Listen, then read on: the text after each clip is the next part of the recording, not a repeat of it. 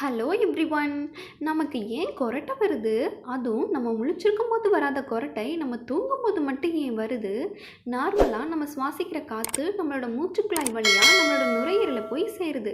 அப்படி காற்று போகிற மூச்சுக்குழாயில் ஏதாச்சும் ஒரு பிளாக் உண்டாச்சுன்னா அது மூச்சுக்குழாயில் இருக்க திசுக்களில் வைப்ரேஷனை உண்டாக்கி அது கொரட்டையாக மாறுது. அதாவது நம்ம தூங்கும்போது நம்மளோட நாக்கு, தொண்டை இந்த மாதிரியான ஏரியாவில் இருக்க தசைகள்லாம் ரிலாக்ஸ் ஆகிடும். அதனால நம்மளோட மூச்சு பாதையுமே சுருங்கும்.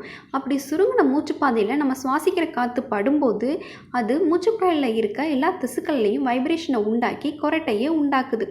அது மட்டும் இல்லாமல் நம்ம மல்லாந்து படுத்திருக்கும் போது நம்மளோட நாக்கும் தொண்டைக்குள்ளே கொஞ்சம் இறங்கிடும்.